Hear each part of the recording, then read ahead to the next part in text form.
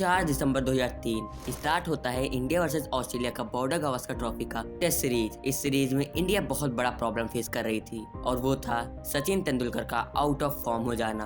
पहला match Brisbane के ground में खेला जाता है और आकाश चोपड़ा 36, वीरेंद्र सहवाग 45, राहुल द्रविड़ केवल 1 के स्कोर पर आउट हो जाते हैं। फिर क्रीज पर एंट्री होता है सचिन तेंदुलकर की। अब पूरे फैंस का दिल धड़कने लगता है क्योंकि इससे पहले भी सचिन के बैट से बिल्कुल भी रन्स नहीं आ रहे थे और एक बार फिर से फैंस के एक्सपेक्टेशन चूर हो जाता है। सचिन तेंदुलकर जेसन गिलिप्सी के तीसरी गेंद पर LBW आउट हो जाते हैं और एक बार फिर से सचिन तेंदुलकर फेल हो जाते हैं।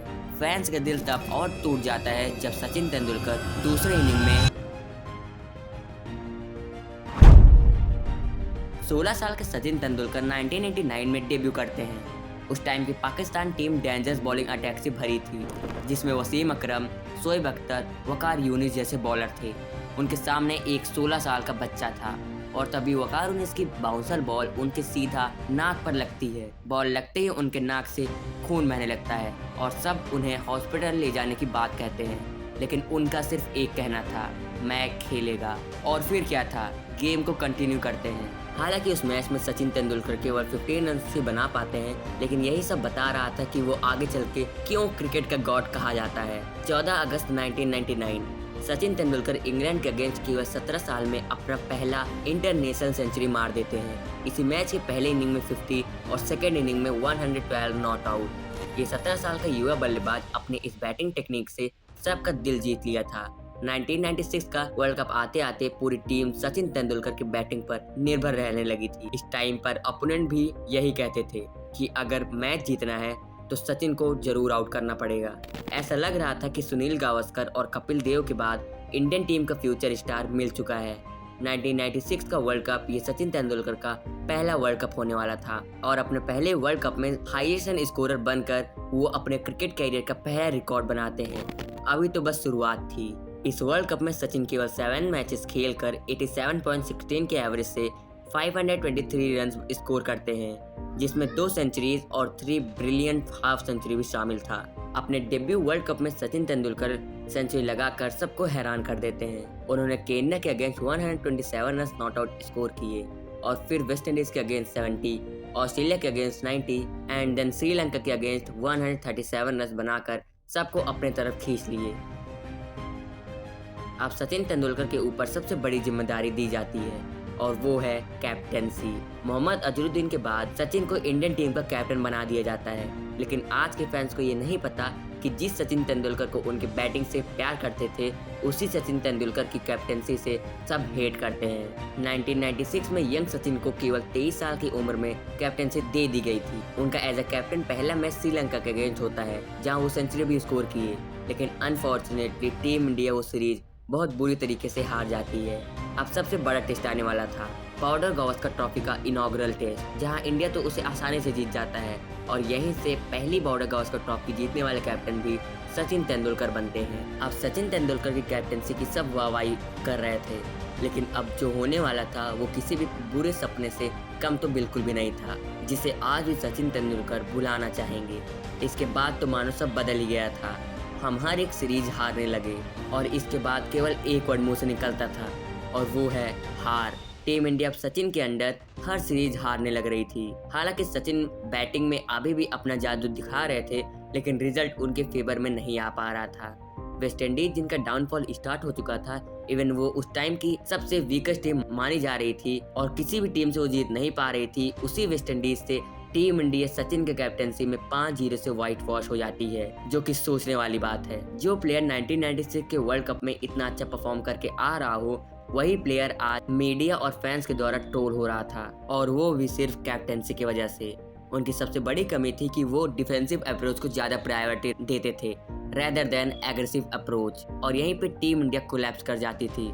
लेकिन ये हार का सिलसिला यहीं पे नहीं रुकता। इसके बाद श्रीलंका इंडिया आती है, जहां टीम इंडिया अपने घर पर वो सीरीज 2-1 से हार जाती है। सचिन खुद इस पॉइंट पर डिप्रेस्ड हो गए थे और फिर वो पल आया जो पूरे वर्ल्ड क्रिकेट को हिला कर रख दिया।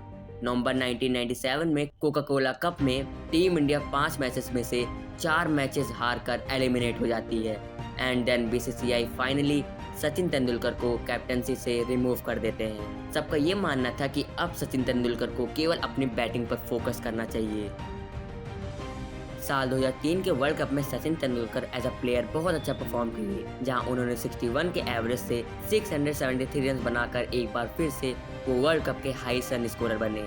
1996 से लेकर 2003 तक हम ये कह सकते हैं कि सचिन तेंदुलकर अपने पीक पर थे। लेकिन अब आता है साल 2003 और 4 का बॉर्डर गावस्कर ट्रॉफी। इस सीरीज में हमको सचिन तेंदुलकर का डाउनफॉल भी देखने को मिलता है और तो और उनका कमबैक भी देखने को मिलता है। पहले मैच के पहले इनिंग में 0 रन बनाकर एलबीडब्ल्यू आउट हो जाते हैं और फिर दूसरे इनिंग में कुछ और ही हो जाता है, जहां वो बैटिंग ही करने नहीं आते, अपने पोजीशन पर वीवीएस लक्ष्मण को भेज देते हैं। सबको लग रहा था कि सचिन तेंदुलकर सेकेंड मैच में कमबैक करते हैं, लेकिन अब और भी गलत होने वाला था। सेकेंड टेस्ट मैच स्टार्ट होता है और पहले इनिंग में सचिन तेंदुलकर कवर ड्राइव मारने के चक्कर में केवल 1 रन पर कॉट बिहाइंड हो गए और फिर अगले इनिंग में वो केवल 37 रन ही बना पाते हैं और इसमें भी वो कवर ड्राइव ही मारने के चक्कर में आउट हुए। सचिन का डिसअपॉइंट परफॉर्म अभी भी जारी रहा। इतना ही नहीं, फिर तीसरे टेस्ट में सचिन तेंदुलकर एक बार फिर से कवर ड्राइव मारने के चक्कर में पहली गेंद पर आउट हो जाते हैं। अब सचिन तेंदुलकर का आउटसाइड ऑफ स्टंप एक नाइटमेयर बन चुका था, जहां वो हर बार आउटसाइड ऑफ स्टंप की बॉल खेलने की वजह से अपने विकेट गंवा रहे थे। और अब आता है 4th टेस्ट मैच, जो सिडनी क्रिकेट ग्राउंड में होने वाला था। यहीं से सचिन को एक और नाम दे दिया जाता है। पहले इनिंग में सचिन तेंदुलकर ने 241 रन मारकर एक ग्रेटेस्ट कमबैक किए।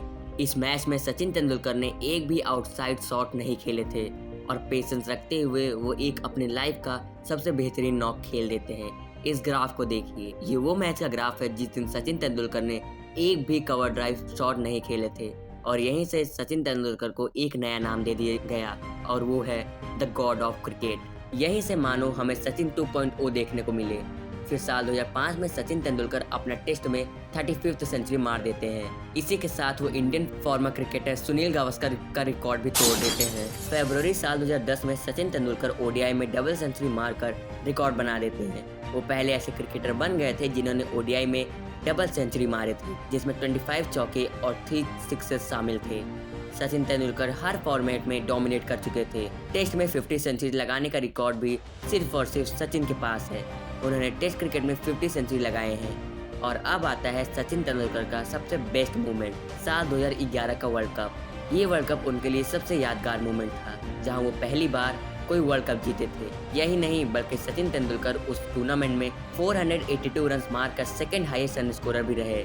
फिर साल 2012 में Sachin Tendulkar unbreakable record set कर देते हैं, जहां वो बांग्लादेश के अगेंस्ट अपना इंटरनेशनल में 100 सेंचुरी पूरा कर लेते हैं, जो कि शायद ही आज कोई तोड़ पाएगा।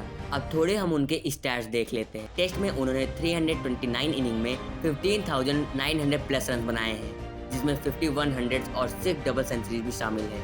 वहीं अगर बात करें ओडीआई की, तो उन्होंने 452 इनिंग में 18,400 प्लस रन बनाए हैं, जिसमें 96 50s, 4900 और एक डबल सेंचुरी भी शामिल है। 2008 में सचिन तेंदुलकर को पद्म विभूषण का अवार्ड मिला और फिर साल 2014 में उन्हें सबसे बड़ा अवार्ड भारत रत्न से नवाजा गया। उनके नाम कई रिकॉर्ड्स है, इतना रिकॉर्ड कि अगर हम उसको गिनेंगे तो हमारी ये वीडियो बहुत लंबी हो जाएगी। इस पे एक हम सेपरेट वीडियो बना सकते हैं।